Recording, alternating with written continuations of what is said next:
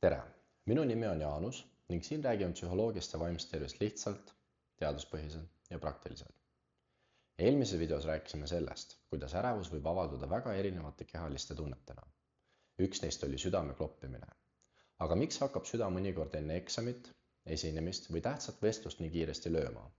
Kas see tähendab, et südamega on midagi valesti või teeb keha lihtsalt seda, milleks ta on loodud?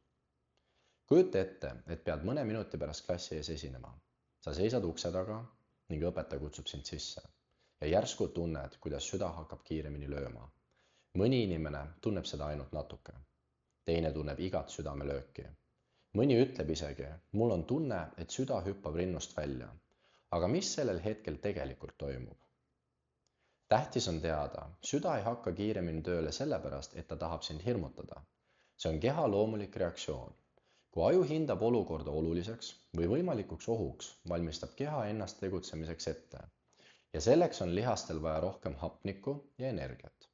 Sellepärast hakkabki süda kiiremini verd ringi pumpama. See ei tähenda, et midagi oleks katki.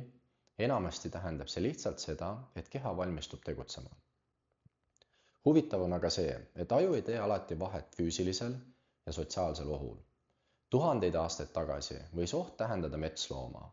Täna võib sama reaktsiooni käivitada eksam, tööintervjuu, esinemine või tähtis vestlus.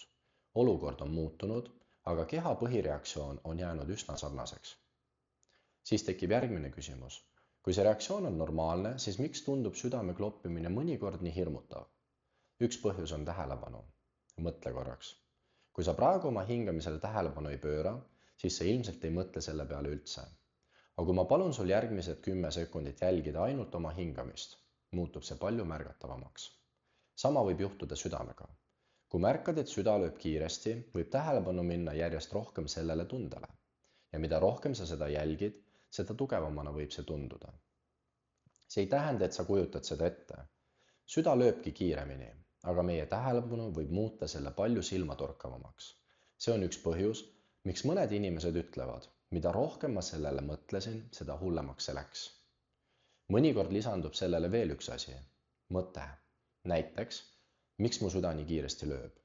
Äkki on midagi valesti? Kui aju tõlgendab südame kloppimist märgina, et midagi ohtlikku toimub, võib ta omakorda veelgi suurendada keha valmisolekut. See võib tähendada, et süda lööb veel kiiremini ja inimene muutub veel murelikumaks. Tekib omamoodi nõiaring.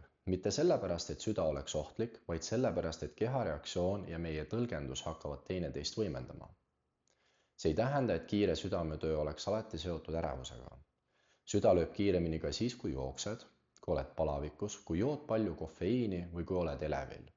Kehalistel sümptomitel võib olla palju erinevaid põhjuseid. Kui südame kloppimine on uus, väga tugev, tekib ilma selge põhjuseta, kaasneb minestamine, valu rinnus või muud tõsised sümptomid, tasub pöörduda tervishoiutöötaja poole. Mida selle teadmisega siis praktiliselt teha? Kõigepealt tasub endalt küsida, mis toimus vahetult enne seda, kui süda hakkas kiiremini lööma? Kas ma olin närvis? Kas jõin just energiajooki? Kas kiirustasin trepist üles või olin lihtsalt väga elevil? See aitab panna südame reaktsiooni õigesse konteksti. Teiseks, kui märkad südame kloppimist, ei pea sa kohe eeldama kõige hullemat. Proovi korraks märgata, mis veel sinu kehas toimub. Kas hingamine on kiirem? Kas õlad on pinges? Kas peopesad higistavad? See võib aidata mõista, et tegemist on kogu keha reaktsiooniga, mitte ainult südamega. Ja kolmandaks, mida rohkem sa üritad iga südamelööki kontrollida, seda rohkem võib tähelepanu sinna kinni jääda. Sageli aitab rohkem see, kui suunad tähelepanu tagasi sellele, mida sa parasjagu teed. Vestlusele, esinemisele, hingamisele või ümbritsevale keskkonnale. Eesmärk ei ole südame kloppimine kohe ära kaotada. Eesmärk on mitte lasta sellel kogu sinu tähelepanu üle võtta. Kui sellest videost jääb meelde ainult üks mõte, siis olgu see järgmine. Kiiremini lööv süda ei tähenda automaatselt, et midagi on valesti. Väga sageli on see keha normaalne viis valmistuda olukorraks, mida aju peab oluliseks. See tunne võib olla ebameeldiv, aga see ei tähenda automaatselt, et see oleks ohtlik.